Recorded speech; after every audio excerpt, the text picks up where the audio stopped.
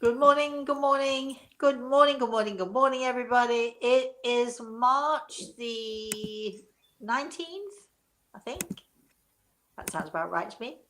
And it is story time. So today I have a story for you. It's keeping with the Irish theme because we all know, or most of us know, it was St. Patrick's Day on Thursday.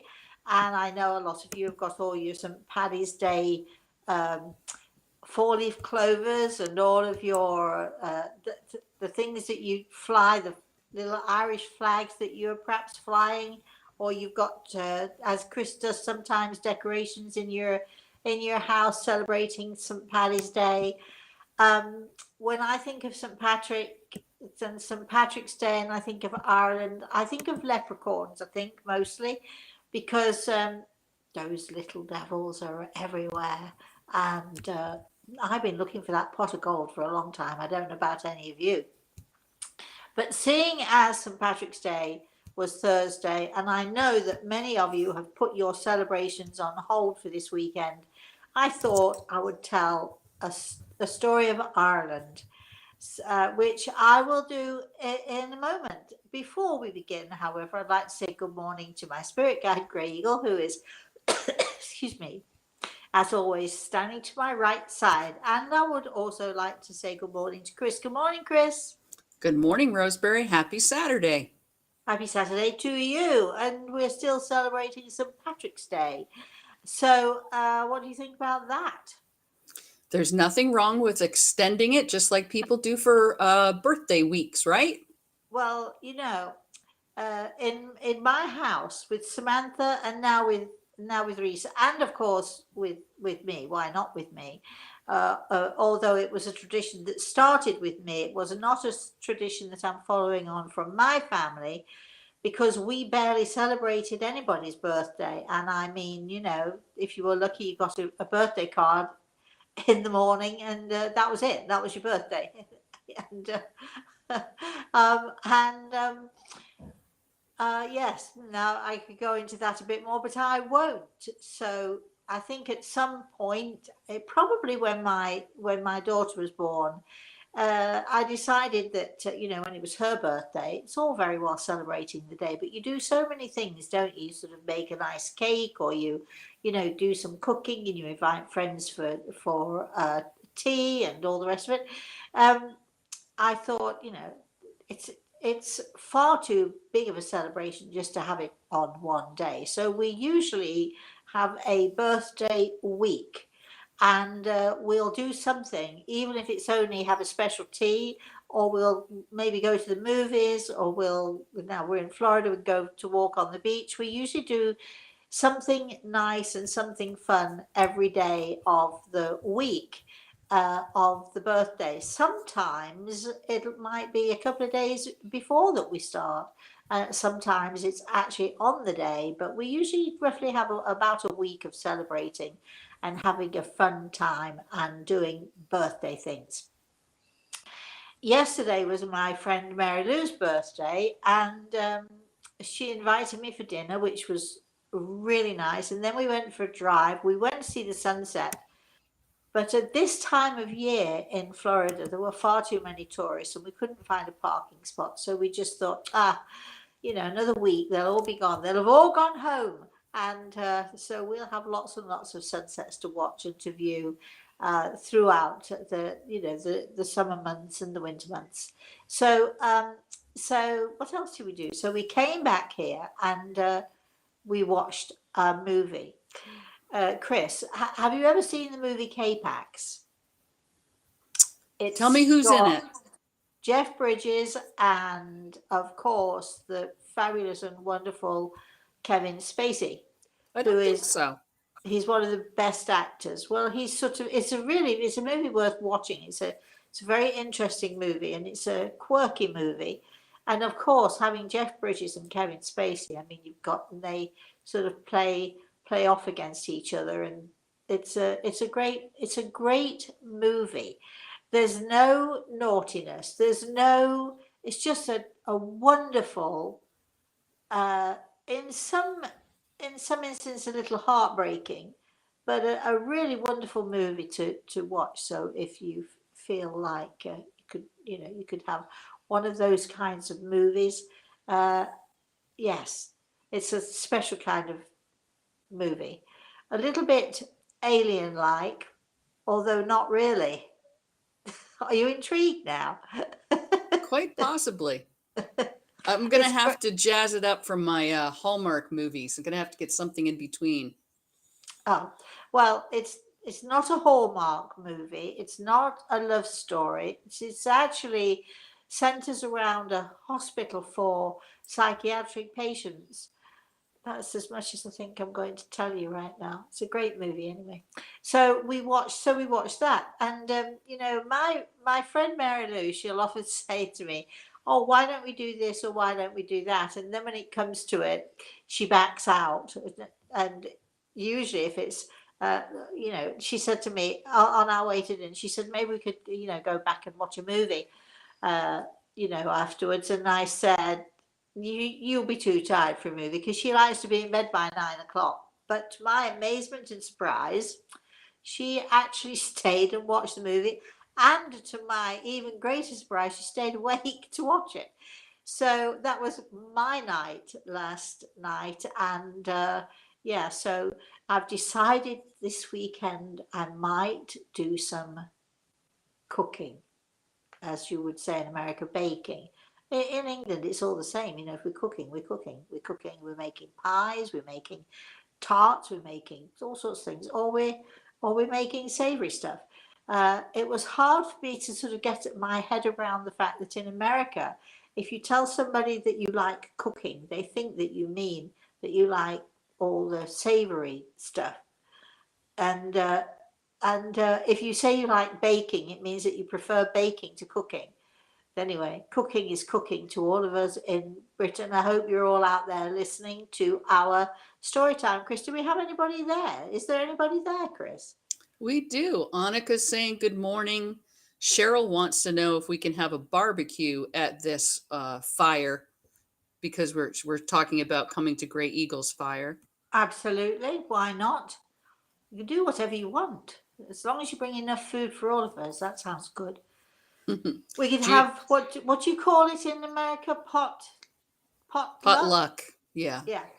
Never heard of it in England, although we do it. We just don't necessarily have a name for it. But yes, so a potluck in America, for all of you who are watching around the world who don't know what a potluck is, it's when you invite people to come and then you say to them, and bring a dish. So everybody brings a dish, a pie or a stew or something. Um, of course, being an absolute control freak, when we used to do this at the farm, Chris, I don't know if you remember this, but everybody, all of our team, before we had our healing weekends or before we have had our weekends when we would invite the public to come and to take a look at the farm, um, we would organise lunches or dinners or something, and and everybody thought that meant that they could bring whatever they wanted, but no, because I'd always set the menu and then ask for volunteers. Who's going to bring this? Who's going to bring that? Because I always liked food that went with food. I hate it when you see all this food on the table and nothing goes with anything. You see how anal I can be, Chris? You see how controlling I can be? Oh my I have had God. that experience. I know, I know. Well, that's It that's is. that's where the luck comes into the name, potluck. You'll Yeah, be but lucky if you find something at the table that you love, or you no, not if try I'm new things, or organising it. If I'm organising it, no. You're either going to, and if I have to tell you, this is how horribly anal I am. I remember somebody who came to a whatever you call it, that potluck thing, and I literally set the menu and asked people, "Can you bring this?" And people usually say to me now, "What would you like me to bring?" And I tell them what I'd like them to bring. And I did have a lady who brought something that was not on the menu, not even thought of, and was so far from being compatible with anything else, and I thanked her profusely. I was very nice, and then I stuck it to the kitchen. I didn't bring it out. So if you're going to bring something to my table that I didn't ask you for, as not if I've set a menu and you bring something that is not on the menu, it's not going to get served. Am I awful, Chris? Is that a horrible thing for me to I do? am going to say no comment. What can I say? What can I say? Anyway, all right. So, any comments? Anything going on so far? Um, oh, where did it go? Judith is saying, did everyone go out to see the full moon? I have never tired of seeing it. I didn't even know we had a full moon because our skies are so overcast. All I see is gray all week. Well, I have to say that I was out last night, and then when I was where I sit in a certain room in my house. If I sit there watching TV or if I'm reading or something, and I was actually reading yesterday, I can actually see the moon coming overhead, and I can take a look at it. And I have to say, it did not look like a full moon to me. So maybe it was, but it didn't look like it to me. So I'll have to. So anyway, I did enjoy it, whatever it was. It was a beautiful moon, beautiful, bright and shiny. I'll have to look that up.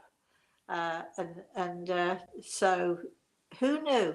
Anyway, what else do we have going on there, Chris?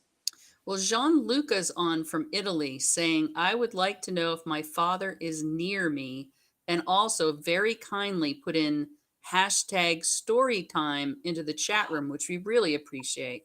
Jolly, thank you so much. Of course, your father is close to you. Of course, he's there with you. Why would you even for 1 second think that he wasn't?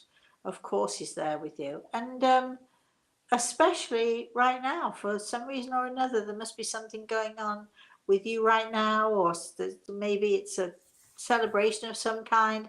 But Gregor tells me he's especially close to you right now. So let's go for story time, shall we, Chris? So We're ready. it happens to be because I'm keeping up with the Irish theme. So once upon a time, there was a girl. She was 14 years old at the time, and she went with her parents on a vacation to Ireland, to Southern Ireland. And well, her parents rented a house uh, sort of very close to the ocean. So you could look out of the windows and you could see the ocean and the sea breezes and so on and so forth. And anyway, so while they were there on holiday, her parents became very friendly with the landlord and the landlady at the local pub, which was also the post office. You'd walk into this place; it was actually really charming. You'd walk into the place, and on the left side of the pub, as you walked in, there was the bar and the the beer things you pull down and so on. And on the right side of the pub was the post office. So it did two jobs in one. And so the parents of this girl, always liking to sit down and have a Guinness or two or three, became very friendly with the landlord and the landlady of this pub. We'll call it the pub anyway. So the landlord had a dog, and it was sort of a bit like a sheepdog. And the girl and the dog became friends. So every morning she would go knock on the pub door. The dog would be waiting for her, and off they'd go on walks. And they might walk for an hour or two, or they might go all day long, because occasionally the girl would take some, biscuits with her, or put stuff in her pocket so she could sort of last throughout for 2 or 3 hours. And she might go and pick up the dog sort of twice a day, and sometimes even 3 times a day, and walk the dog. And she and the dog became immense friends, absolutely fantastic friends. And this went on for the 2 weeks of the vacation that they were there. And so she had the girl had the most incredible and fabulous and wonderful holiday, and she and the dog bonded really, really well. Okay, so they walked across the cliffs, and they walked through the fields, and they walked down the beautiful country lanes. You can imagine, you know what Ireland is like. Well, perhaps you don't, but it's beautiful anyway. And so they walked, and they became closer and closer, and got more and more friendly, and so on and so forth. So now, uh, in between that, so and then they went home, and in between times, before the till the next year, her parents corresponded with the publican and his wife. They wrote letters, and at Christmas time, the girl's mother sent off gifts for the publican and his wife. The publican was also, because it's Ireland, he was also the headmaster of the local school, senior school. So he sort of had his daytime job, which was headmaster of the school, and he'd been headmaster of this school for about 25 years or so. And at night he was in the pub. So okay, so now the girl's parents would send parcels, and at Christmas time they exchanged gifts and so on and so forth. And of course, the following year, because they'd become such good friends, the girl, her family, her sisters, and her parents, off they went back to Ireland. And the girl was so excited, so excited. She's now 15 years old. She's really, really excited. She's going to see the puppy again. And that was all she wanted. That was all she was waiting for. And so they got on the ferry, and then after the ferry, they got on the bus. And then after the bus, they arrived in this little tiny town, and got settled. They had rented the same house. And of course, the first thing she did then, once she'd unpacked and everything, she shot around to the pub to pick up the dog, to say hello to the dog, and to pick up the dog, and to, you know, it was all she'd looked forward to for the year. So she went into the pub come post office, where the publican stroke headmaster and his wife ran the place. And she was so excited. And of course, they knew that the family was coming. So she went into the pub. There's no dog. And so the publican said to her, "Oh, you know, he's out the back. There are kennels out the back. Come on out with me, and I'll show you where he is." Okay, so there was a shed out of the back, sort of fairly low roof, and you sort of had to slightly bend to get into it. And the dog was in this shed, at the back of the shed, and he was chained up. And so the headmaster stood in the doorway, headmaster stroke publican, you know who I mean, and said to the girl, "You know, why don't you go on in and you know, go on in, and you can go and say hello to him." So she never thought anything about it. It was, you know, just like last year, and she was so excited anyway to see the dog that she was completely and absolutely, I think, sideswiped might be the right expression, when she was grabbed by this guy who pinned her into the doorway, hands all over, and his mouth hard on hers, trying to kiss her. Now, he would have been easily in his mid to late 50s or something, easily. And she was 15. And as I say, she was sideswiped, and she didn't know what to do.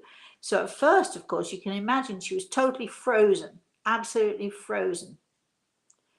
And then she luckily began to fight him, because she was now half in and half out of the shed, and who knew what was going to happen. And luckily she began to fight him, and he sort of stumbled, and she fled. And she went home. And as often happens in these circumstances, in these situations, she never told anyone. She never said anything to anyone. She was too shell shocked to even speak about it. But the family had gone for a good 2-week vacation, and they began to get really annoyed with the girl because the girl would not go get the dog. She'd waited a whole year.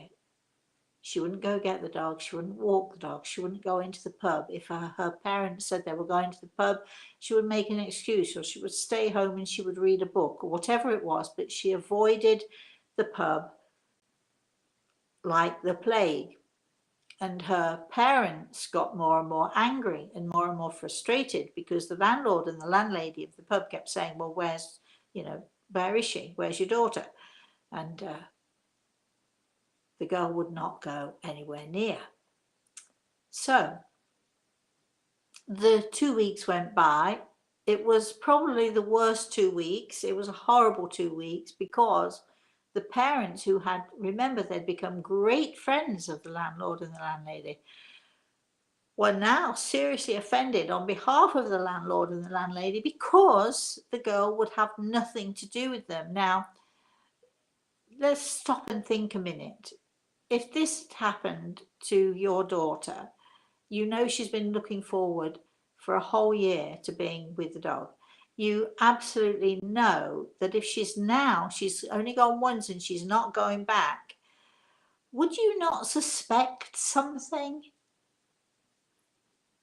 I'd like to think I would, but maybe we become so oblivious, and the girl's parents were so oblivious and so involved in finding this couple and being friends with this couple and having this great relationship. And anyway, the 2 weeks went by and the girl was so relieved to get back onto that bus and so relieved to leave Ireland, which was a shame because, Ireland has some beautiful, beautiful places.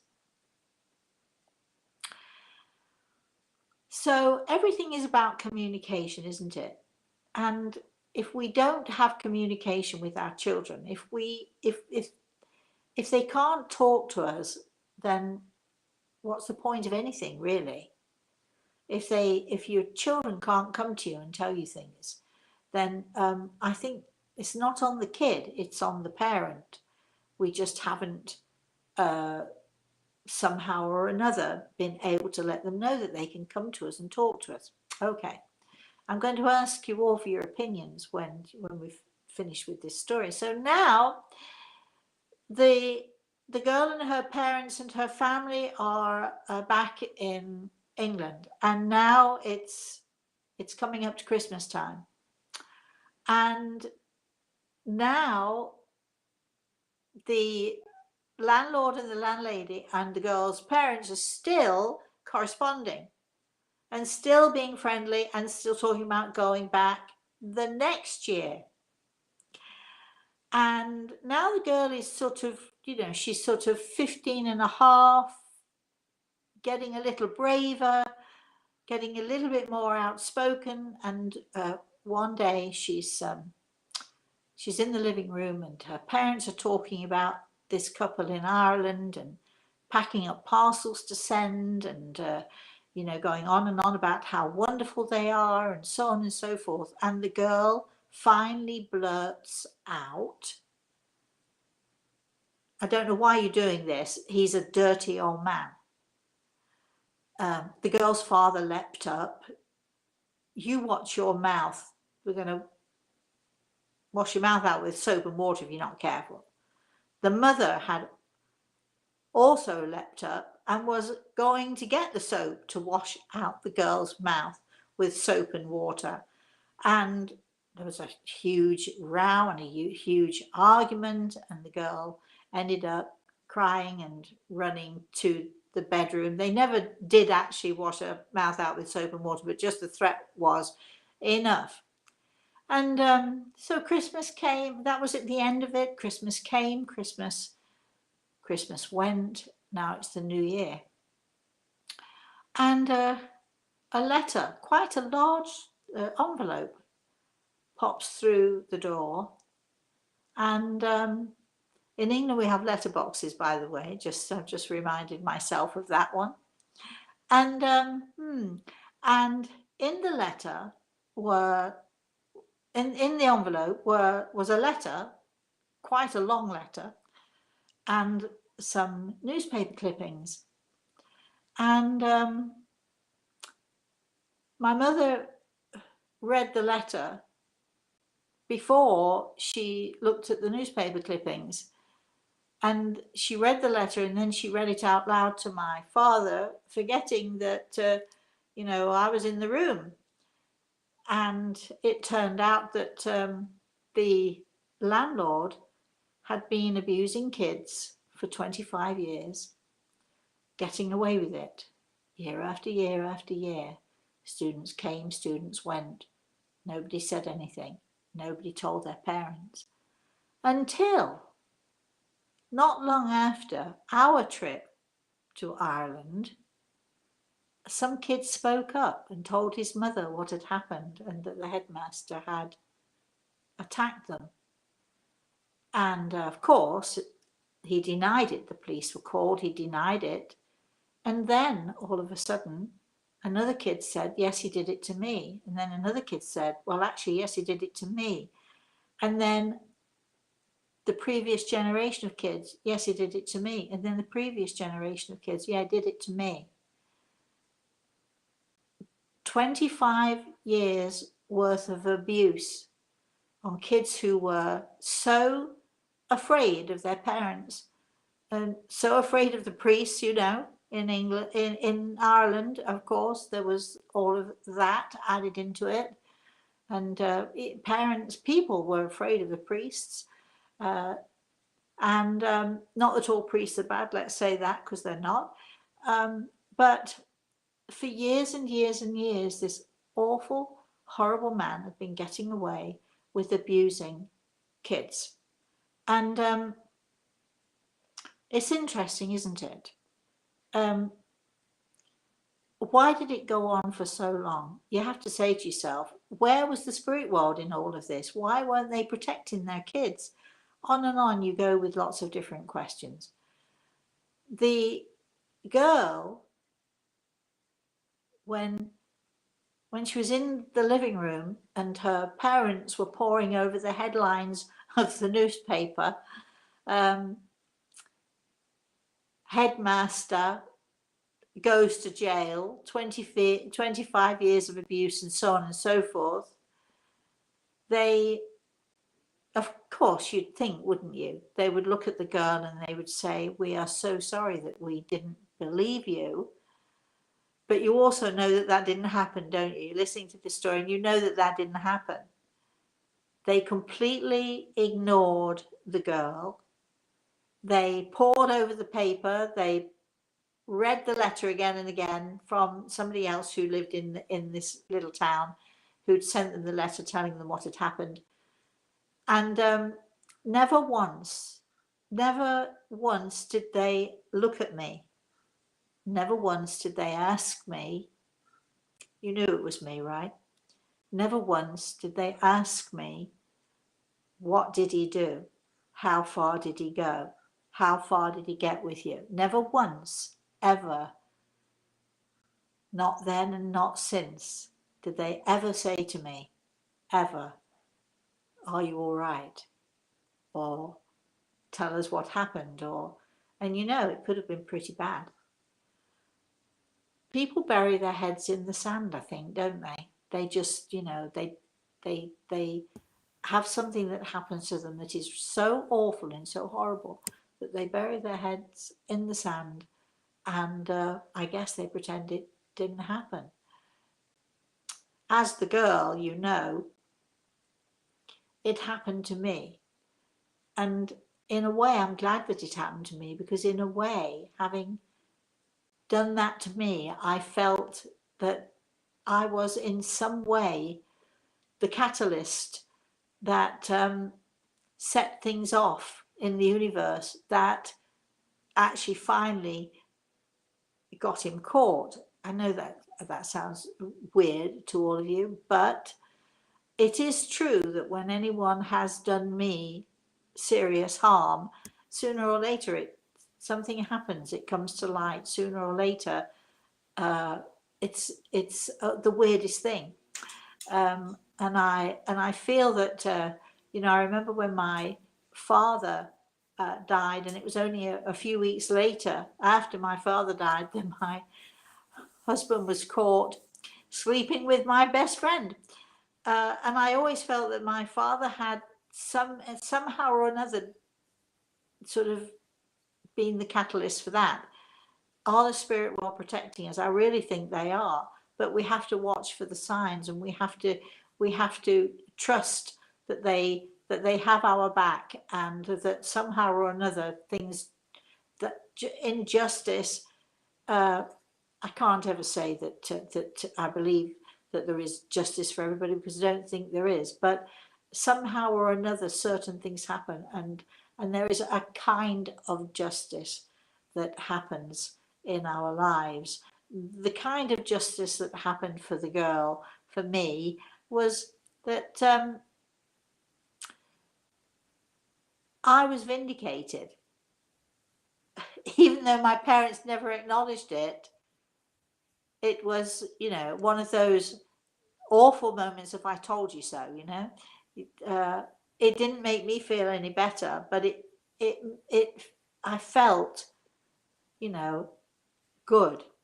I felt in some way at my 50 and a half years that I felt vindicated. Fortunately for me, I was able to fight, I was able to struggle, and I was able to push off the attack.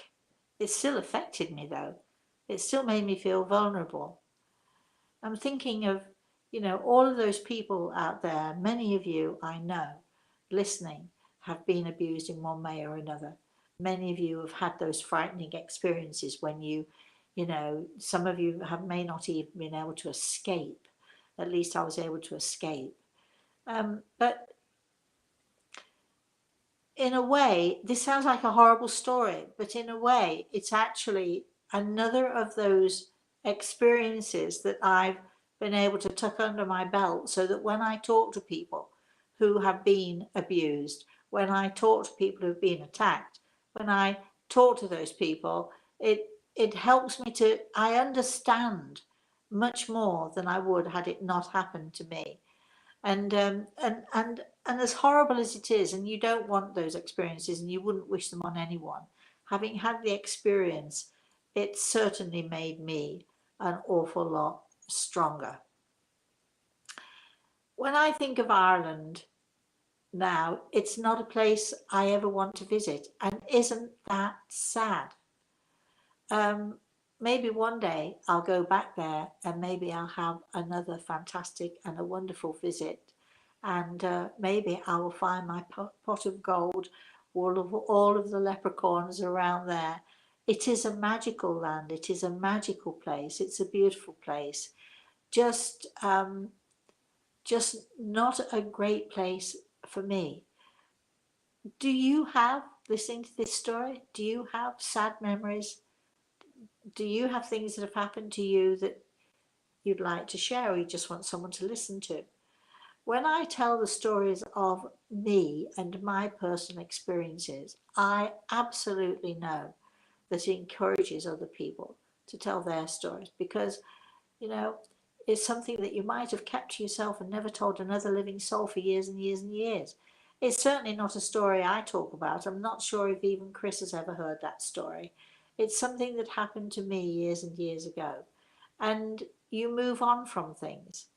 But if you all have a story and you want to share it with someone, I would encourage you to take this weekend, to think about who can you share that story with. It might be with us, or it might be with a friend, or it could be with a brother or a sister.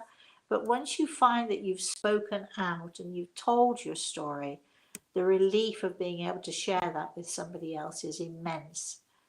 I tried to share that in my own weird way when I was 15 years old with my parents. they wouldn't listen. And even when the proof was in front of them, they wouldn't acknowledge. So when you want to share the story, make sure that it's with somebody who is going to sit down and listen to you and share with you and be honored that you're going to share your life or part of your life or part of your story with them. I think we all need to get these things out into the open. Uh, I'm fortunate, here I am. I'm happy to talk about any part of my life with any one of you. Uh, Judge or not to judge doesn't matter to me. I feel that when that man who abused kids for 25 years in a position that he was in, and he did go to prison, I feel in some way that those all those kids that he abused had some kind of vindication, some kind of justice dealt to them. But it's so important for us, and I say this again and again and again, and tell people again and again: if you see an injustice, speak out about it. If you're too afraid to speak out loud, go to your nearest police station, go to your nearest Salvation Army, go somewhere, find someone, speak out about the injustices that you see and the injustices that are happening to you. If you reach out and you dare to be brave, I promise you. At 15, I did not get the support of my parents, but boy, I've had so much support since that from so many people. So don't be afraid that you're not going to be supported. There will be somebody out there who listens to you. Be brave and tell your story. The end. Chris. Gail says, I'm so sorry you experienced that, and I'm so happy you got away. Well, thank you. And again, I don't tell these stories because I want you to be sorry. Because in oh, it's a horrible story, and people don't. Nobody wants that experience. But I was one of the lucky ones, and having that experience taught me something, and it gave me much more empathy for people who, unfortunately, were not able to escape, who had to live that life. Who had to be abused, often by their own parents, often by the people who are supposed to love them the most. So I think, when we share stories like this, it gives us the courage to share our own stories. That this is why I tell these stories. Okay, keep going, Chris. Judith says, something similar happened to me when I was about the same age. I remember being afraid to tell my father. I never told him. I still carry that memory. I suppose he knows now. Well, thank you for sharing that with us. I hope it feels better because you shared it with us. Because you know me, I'm very empathetic towards you. Isn't it sad that? And I think this is why there are predators about. They prey on those of us who they just instinctively know that we're not going to say anything. Uh, why don't we say anything? We seem to be struck dumb by fear. I certainly was afraid of my parents. So, I can, and, when you see things going on like this, and very often family members are the abusers, and, you get Uncle, Uncle John, who's, everybody loves him. And if you said a bad thing about him, nobody would believe you anyway. I think it's fear of not being believed. I think it's a fear of being judged, maybe being judged less. And it's tough. It's a tough situation, but I think that it's up to all of us to encourage our children to absolutely talk to us. I know that my daughter, sometimes she tells me things which I'm not sure I really want to hear, but she's got no holds barred. She tells me everything pretty much, and my grandson, we encourage him to do absolutely the same. So I'm going to tell you a wonderful little story about my grandson in a little bit. I know we've done with story time, but I have a cute little story to tell you about my grandson as we go along here, which will, I know, may put a smile on every single face. Chris. Holly says, I truly believe the spirit world are supporting us by making us aware, even when there's so much anguish. It sometimes takes a while for the trickle down. Yeah, it certainly does. And I think that's probably why, there, I'm sure there are these warning signs that we get, sort of, prickles at the back of our neck, or there's something about a person that, we instinctively are not sure about, or we perhaps don't like. And we should always, always pay attention to our, whatever that is, that sixth sense, the prickle at the back of the neck, the little nugget of awareness that something isn't quite as it should be. I think we should always pay attention to that. Cheryl says for the parents not even to ask you what had happened is just unimaginable. I know. Well, they're my parents. What can I tell you? I mean, in those days, I suppose, I tell you one thing. In those days, I'm making myself, yeah, look, I'm so old. I'm so ancient.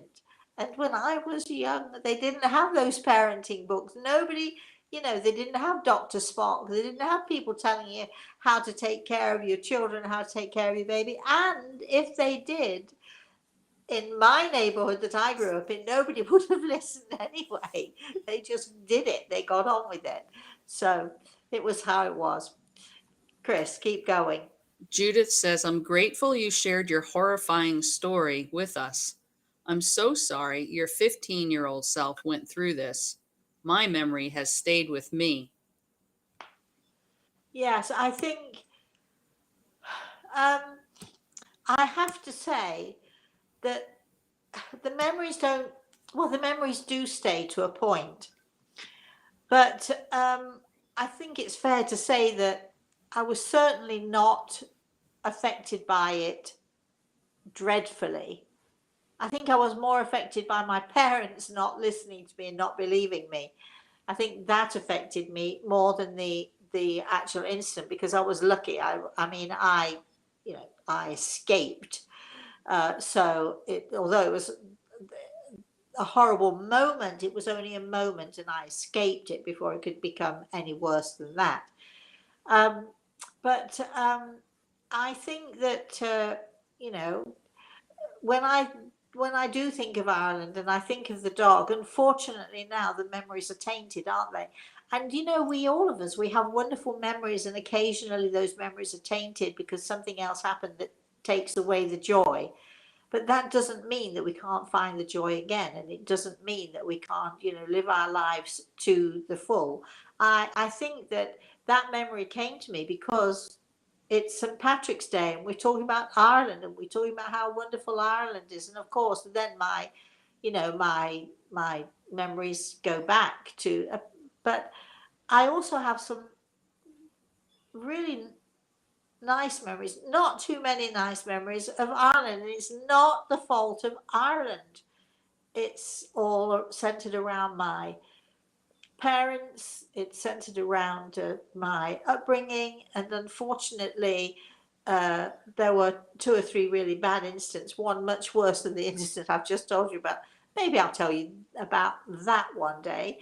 But, there are incidents that, and I think it's because when you're on vacation and you're all shut up in one house together or one place together, and you're spending time day after day with each other, then things can get explosive in those families that are naturally dysfunctional anyway, which was my family.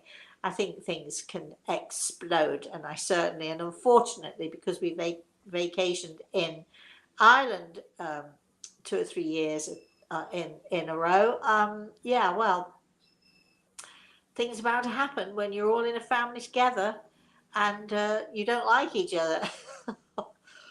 Or your parents don't like each other. What can I say? Chris, keep going. Okay. Annika says it's really sad that your parents, especially your mother, had so little compassion for you. I'm also thinking of other things you told us. Well, unfortunately, goodness, I feel like this story time is all about me now, which was not meant to be about me. I want it to be about all of you.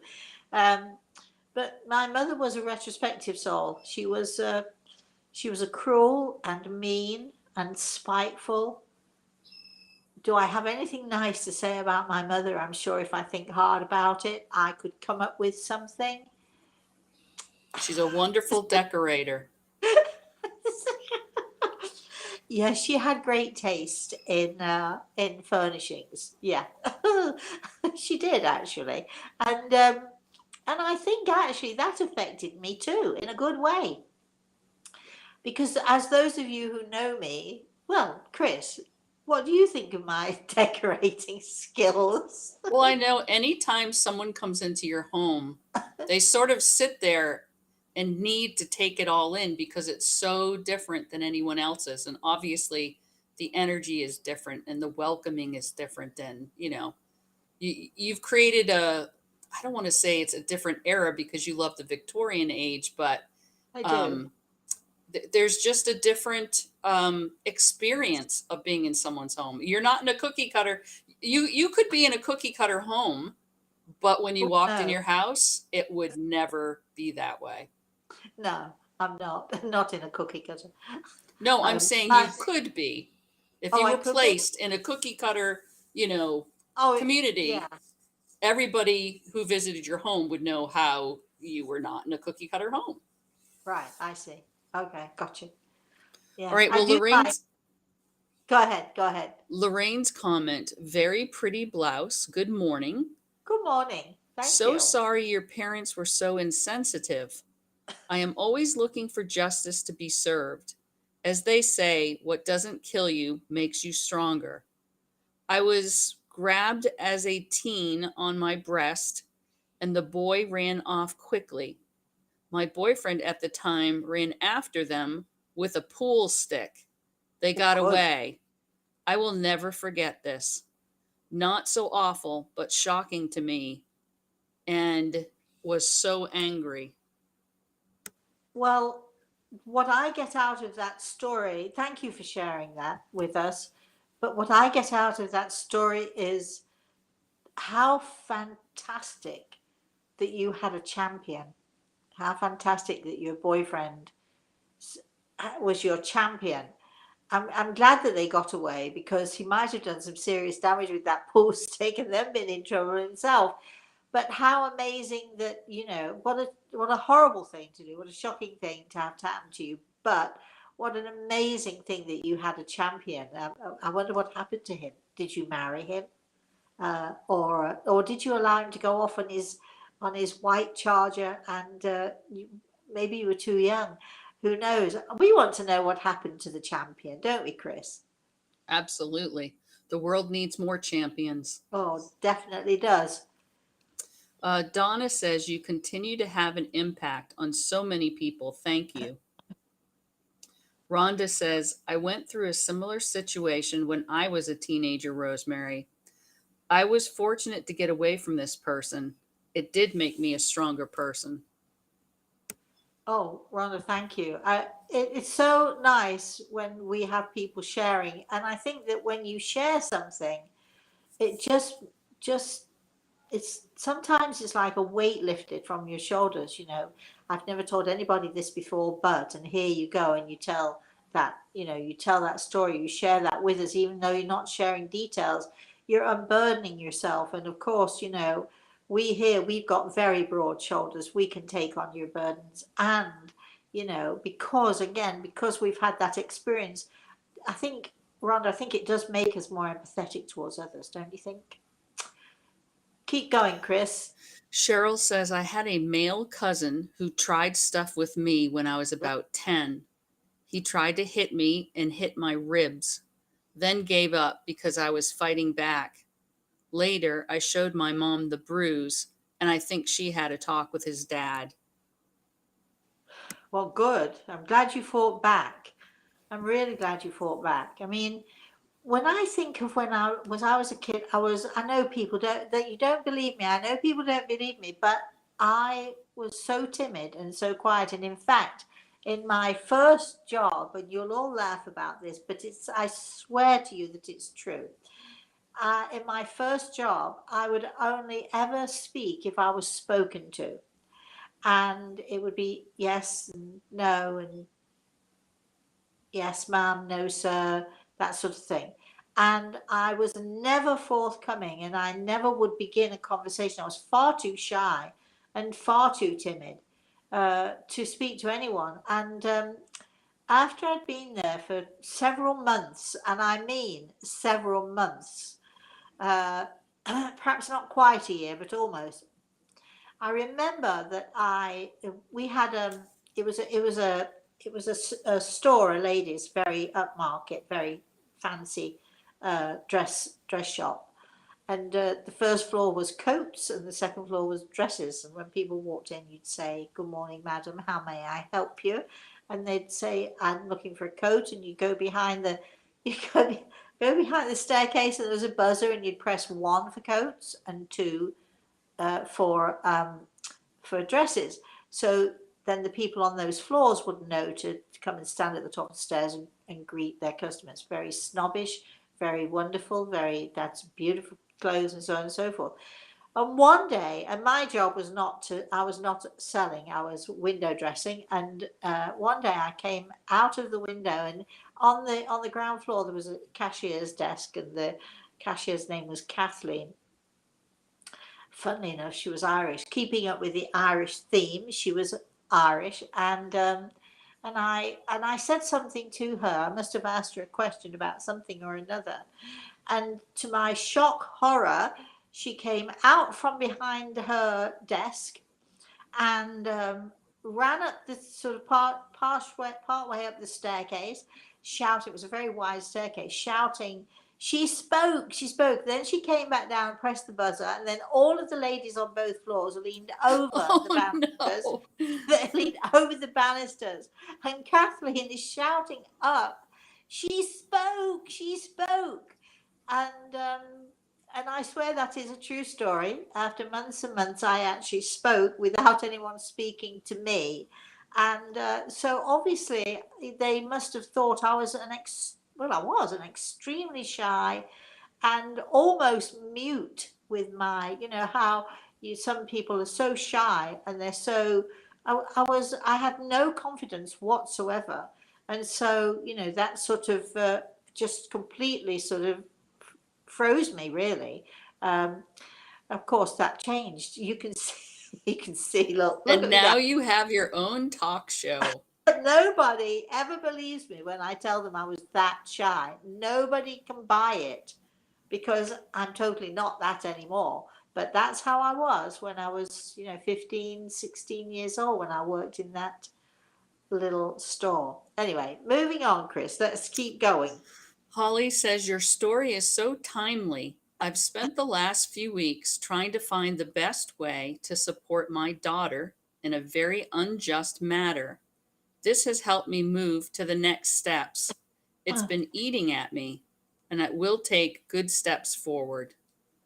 Oh, darling. Well, if we have helped you in any way, that's joyful news.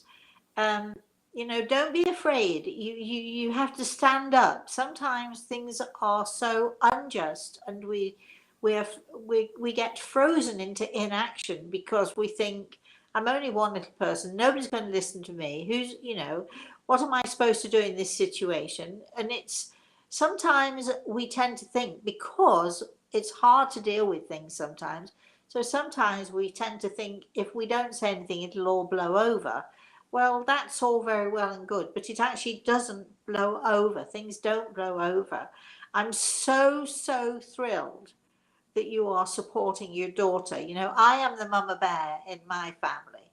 If anyone as much as looks at my daughter or my grandson in a wrong way, I'm there, And I think it's because I know the importance, having been that child, having been that adult who was not supported, was not defended, even with my husband.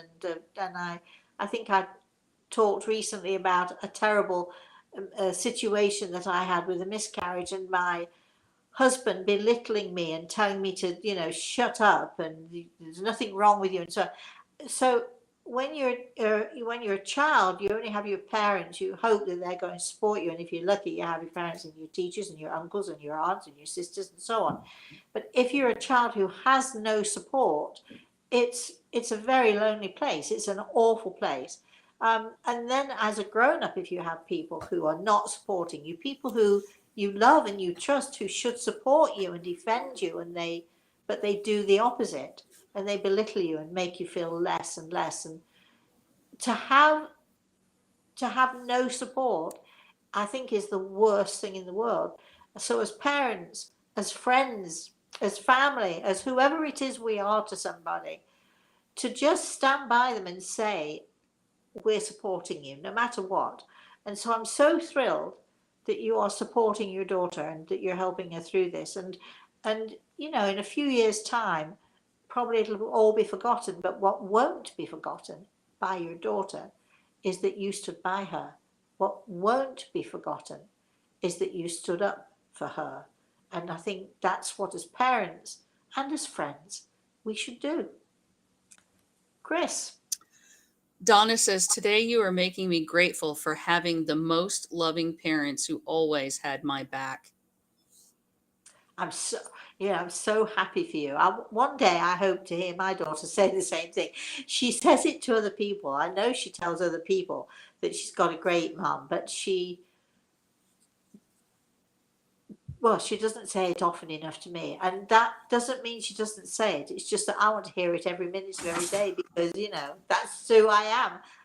I want, I think I want to be acknowledged by my daughter and my grandson. So now I'm going to tell you this wonderful story. So we're going to do a little bit of a once upon a time, because after all, every good story deserves a once upon a time. It's a very brief story. So this is about my grandson Reese. So as most of you know, it was his 9th birthday on the 12th of February. And he had his birthday party, and so on the week after that, he and his mummy came to Florida to stay with me, where we were having a second birthday and a second birthday party and so on and so forth. And I actually bought him the most beautiful little puppy, who he has since named Apache. So I had to talk my daughter into this a little bit. She wanted, she didn't want. She wanted, she didn't want. So on and on. So we bought a small dog so that they weren't too hindered and could take him around with them and all the rest of it. Anyway, so he absolutely, he loves this puppy. And he said to me at one point while he was still here in Florida, he said, Mosey, why did you get me a puppy? Why did you think that I would like a puppy? And I said, I got you the puppy because I knew that you needed a friend. So I got you the puppy because I wanted him to be your friend, your very own and your very special friend. And he smiled, he put his arms around me and gave me a hug and a kiss and all that stuff. Anyway, we're very affectionate in our family. We're very sloppy and soft, and we don't care who sees us. So anyway, so now they went back home and they're training the puppy, and he's sort of almost, not quite, but almost house trained now. They're working hard on that part of it. And Reese plays with the puppy. It's his job to feed the puppy in the morning and at night, and it's his job to play with the puppy. So he has playtime. It's his job to train the puppy. So we are very aware and conscious, his mother and I, we're very aware and very conscious that this is Reese's puppy. Sorry, I'm sorry, I'm wobbling all over the place. Sorry about that. So this is Reese's puppy, and this is. So we're teaching him to be responsible and so on and so forth. And he loves the puppy, and the puppy absolutely adores him. So the other night, he's with his mum and just doing whatever they're doing with the puppy. And suddenly, Reese looked at his mummy and he said, Mama, when I look at Apache, it feels like heaven.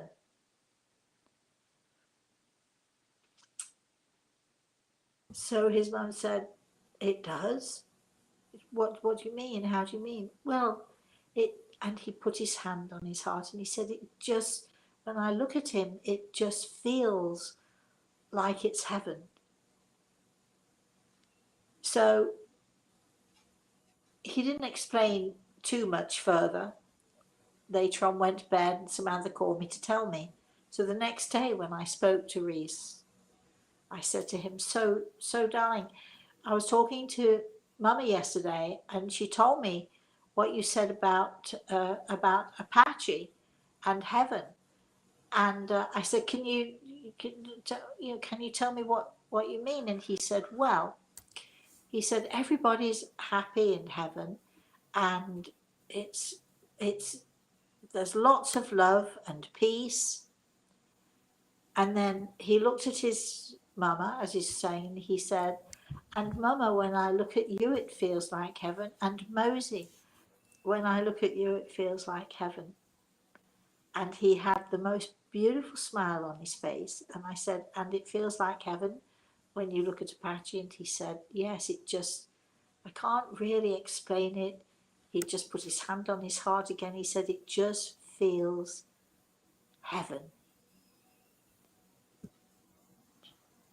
The end, that's it. But I'm still wearing a smile. Of course, at 9 years old, Reese knows all about what I do. He knows about the spirit world. We've talked about heaven. We've talked about, how it's different in different places. But always when we talk about his silly grandpa, which is my father, his great grandfather, we always refer to silly grandpa. If Reese has said to me, where is he? And we always refer to where he is as heaven, and how at peace he is now, and how he loves being there, and so on. And so it's sort of been a natural conversation for us over the years. There are no such things as ghosts. He knows that. So he perhaps knows a little bit more than most 9-year-olds about that type of a thing, about that subject. But he's 9. He can't really thoroughly express what he means.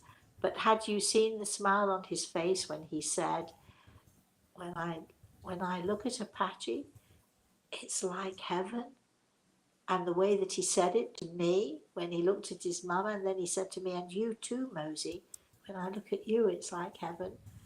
I mean, it just was the best feeling for me. And I just thought, wow, he's 9 years old, and isn't that amazing? Because he's already sensing, he's already connecting, he's already able to empathize in some ways, already to see beyond that normal vision. Wow, isn't that amazing? And I just thought you might like to hear it. And so I'm sharing it with you. So there you go. So that should put a smile on all of your faces and make you feel great for the weekend that a 9-year-old boy thinks his puppy is heaven. Chris. Well, you're overtime right now, Rosemary. We had, a few more comments, and especially now the story about Reese. Judith says, "Oh my goodness, Reese is so precious." I know, Annika isn't says, it? Annika says, "What a beautiful story about Reese." Judith saying, "Thank you." Lorraine says, "Wonderful, wonderful Reese story. He is certainly your grandson in so many ways, and God bless." Well, I think as we're over time, I think that's a good place to end. What do you think, Chris? I think that's a perfect place to end, because I wanted all of you to have a smile on your faces when you're thinking of a little boy who is thinking of heaven when he sees his puppy. And that's going to put a smile on my face. So I'm going to say thank you all for joining us today, and thank you for being a part of the show. Thank you for all of your comments. If you would like to share with us, you can email us, Chris, K-R-I-S, at rosemaryaltea.com, or you can simply write rosemaryaltea.com. Rosemary at rosemaryaltea.com. You can go to our website, which is rosemaryaltea.com. It's all one word. And you can see on our website all sorts of things, and you can make comments there, or you can just connect with us, because we'd love to hear your stories too. If you want to share and you want to trust someone, you can trust us. You can certainly trust Chris. You can certainly trust me to share with you in your joys and your sorrows. I hope I put a smile on your face with that last story. I still have the smile on my face. Imagine that I have a grandson who is so beautiful and so sensitive. Thank you all for joining us. I'd like to say thank you to you, Chris, because once again, you do a great job. I'd like to say thank you to Grey Eagle, especially for being here with us today. Please, everybody, have a very blessed rest of the day. Excuse me. Until I see you again, have a very blessed rest of the day and a very blessed weekend, everybody. Bye-bye.